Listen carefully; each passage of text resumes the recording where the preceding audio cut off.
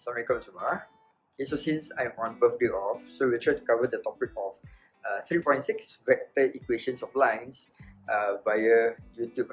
Okay, so feel free to rewind, forward, or slow it down if you need be lah. Okay, so the first part we need to cover is that we are ever so familiar with the concept of equation of line being as such. Okay, y equals to mx plus c. Okay, this is the equation of line in the Cartesian plane. Okay, so now what we're trying to do is we're trying to make the equation of line in vector form. Right? Okay, so there's this particular investigation 11, which is on page 119 of your textbook. Okay, I try to draw a simplified diagram over there. Okay, there are no values there. We try to make a vector equation out of this thing. Okay, right. So the diagram is drawn as such that there's this particular line over here, and we're trying to make the equation of that line. Okay, over here there's an O here. Okay, the origin. Okay, then what we're going to do is we're going to make a random vector here, OD. Okay, whereby D must lie on the line. Okay, similarly, A, B, and C also lie on the line, and you can also make the vector OA, OB, and OC. Okay, so what we're going to do first is we're going to focus on OA, OB, and OC and try to make vector equation, but they must have OD in them. Right? So let's try. Let's try OA. How do you want to write OA? Okay, in vector form. Right? So what you can do is you can make OA. See, OA is this way. Yeah.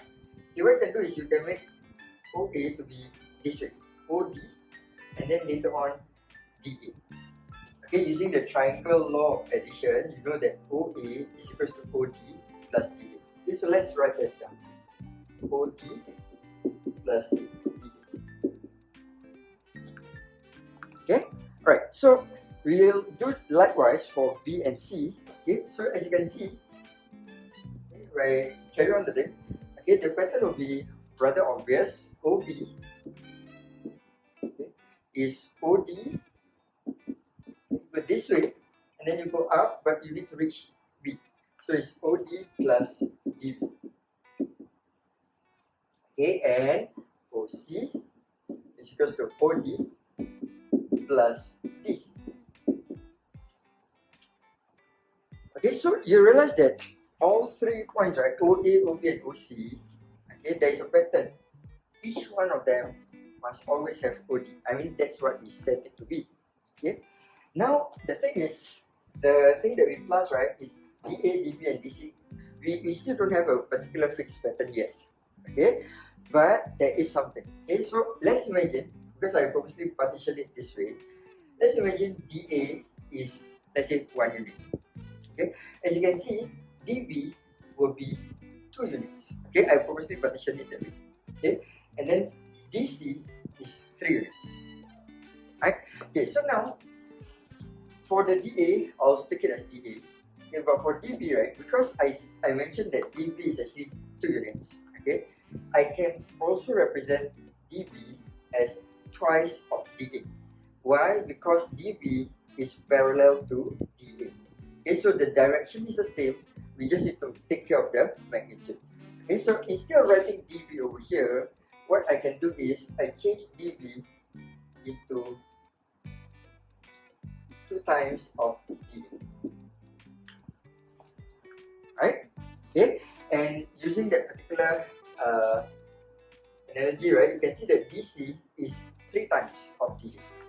Okay, so I don't write DC, and erase it and write it as 3 times of DA.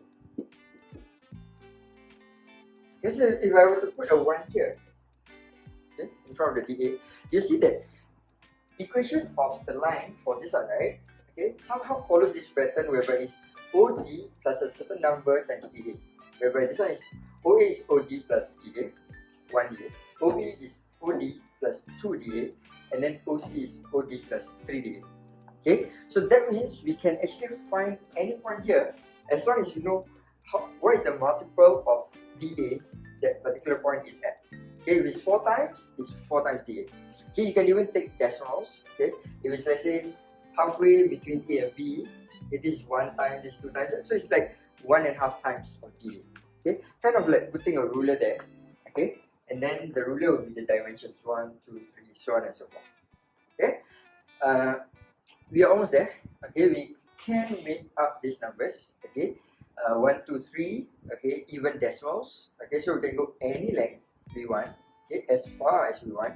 Okay, but we haven't considered all possible combinations because when I started, I purposely put ABC over here. What happens when ABC or whatever point I want happens to be at the back? What if there's an E but it's behind the D over there?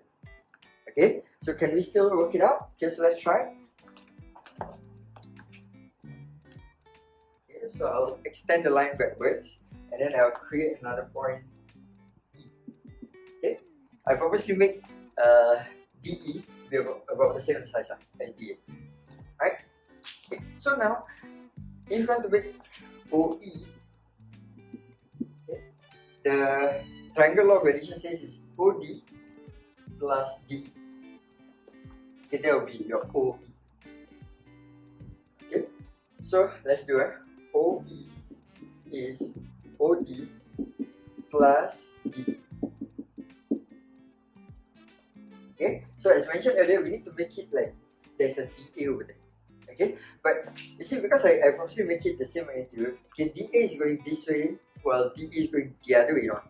Okay, DE is actually can be converted into -1 times of DA.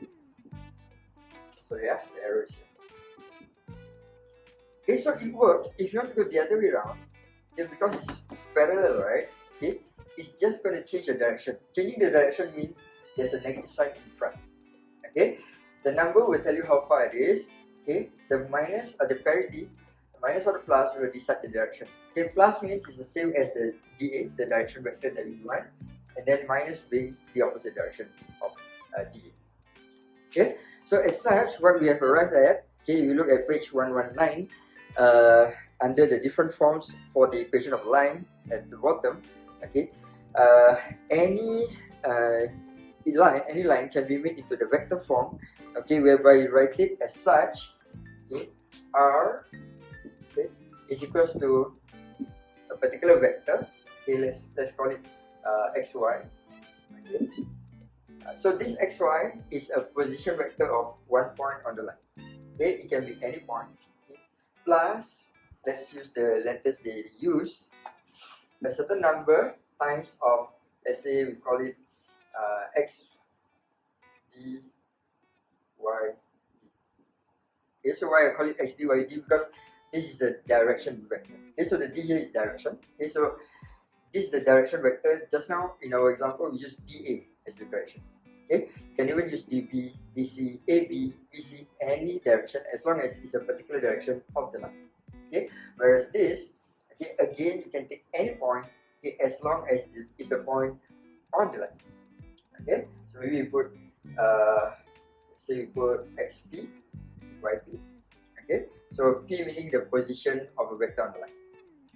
Yeah, right. Okay, so in the book they give it in number form. Okay, so they say that xyz is equal to 1 to 1 plus t times of 1, 8, negative 2. Okay, so why they give the number form? You see, we have enough space here. Okay, there's enough space here. Okay, if they were to give you a number form, okay, let's say xyz.